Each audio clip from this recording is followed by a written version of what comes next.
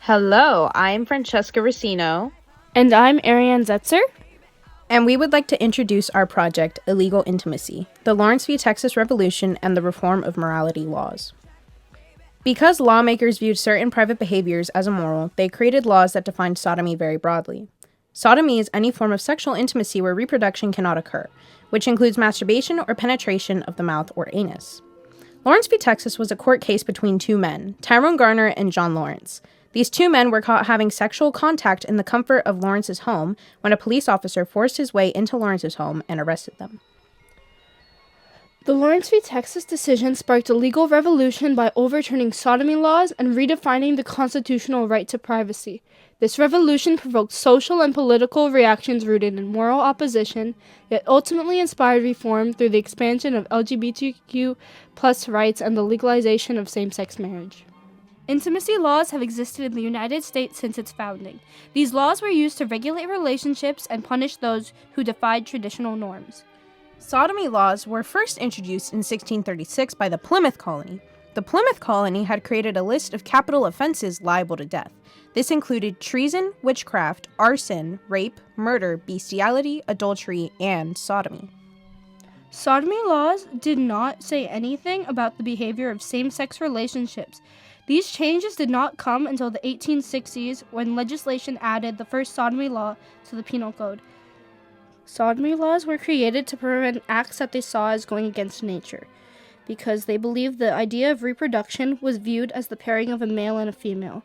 So, during the 20th century, homosexuality, known as sexual deviation, was considered an illness and was recognized as a mental disorder in 1952 by the American Psychiatric Association. Prior to Lawrence v. Texas, there were numerous legal battles to end sodomy laws.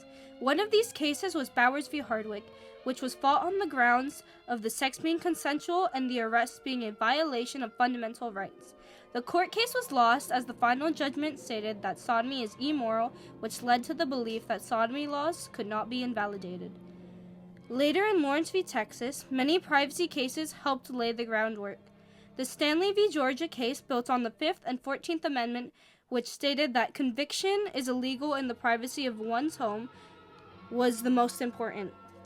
Bowers v. Hardwick was overturned on June 26, 2003, which meant that sodomy laws were invalidated, and this allowed for same-sex relationships to happen. In turn, this also overturned other court cases involving same-sex relations. This came back to Lawrence v. Texas. Lawrence and Garner were originally arrested for having sexual intercourse in the privacy of their own home, after the police broke in due to a false disturbance call. It was then decided by the court that this was an invasion of privacy, and it was argued using the Equal Protection Clause, 14th Amendment, and the Due Process Clause of the 5th Amendment. This ended criminalization of LGBTQ+ relationships.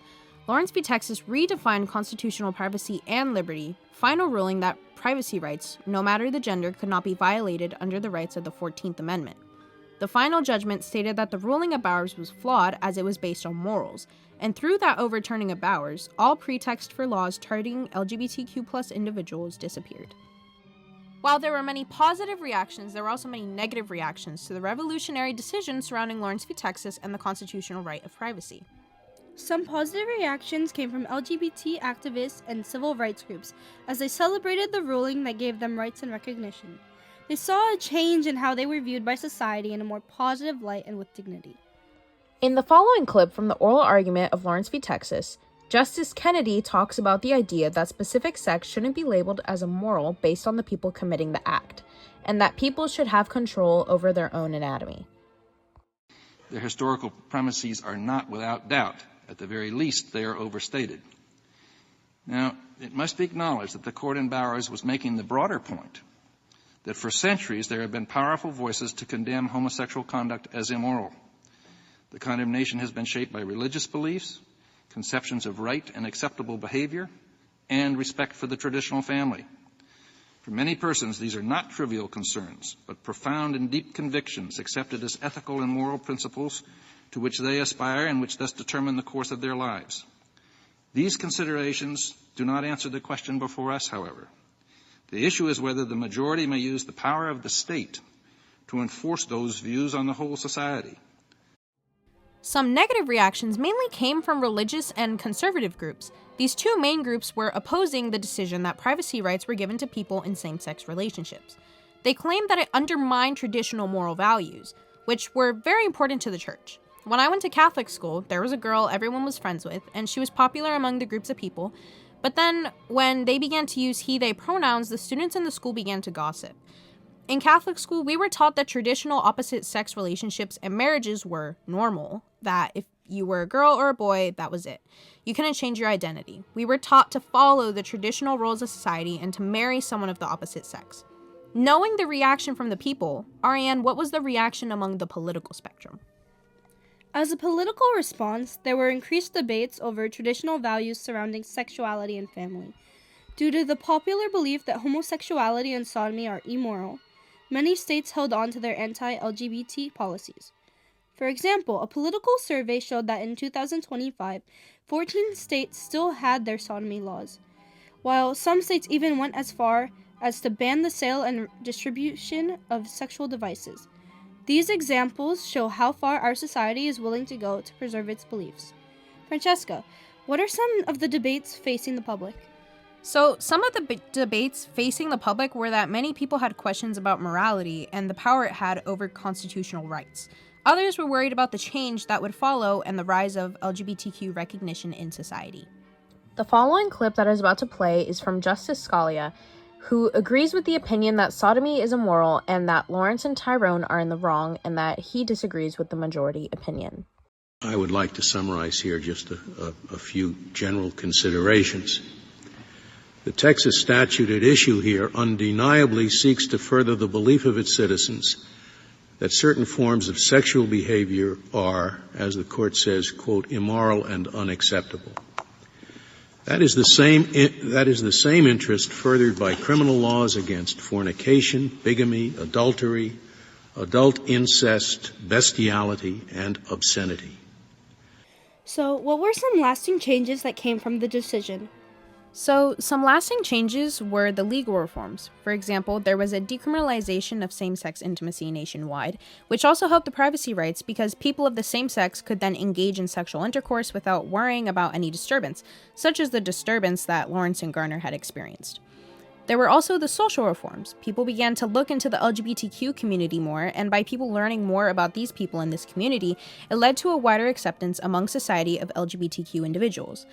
As more people began to realize that even if people were gay, they were in love, just as most opposite-sex relationships. People learned to no longer fear love, even if it looked different from what was traditional. Even some people within church communities began to accept the LGBTQ community, saying that they didn't care what the traditional beliefs were and that people should be allowed to love whoever they want, even claiming that Jesus would have accepted them and wanted them to be happy.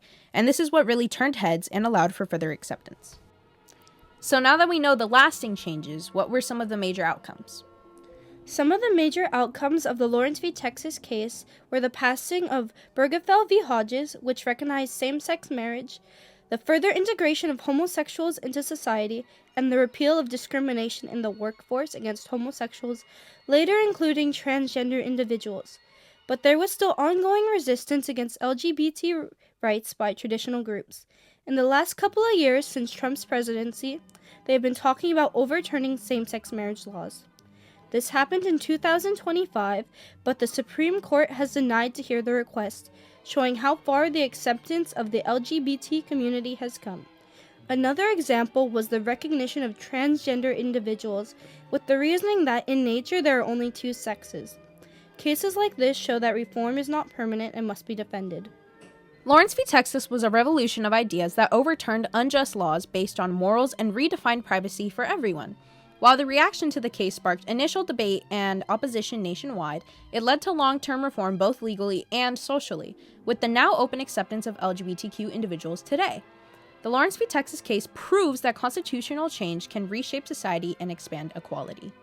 We hope you learned more about the court case of Lawrence v. Texas and the importance of privacy in all relationships, even same-sex relationships. Thank you for listening to our podcast.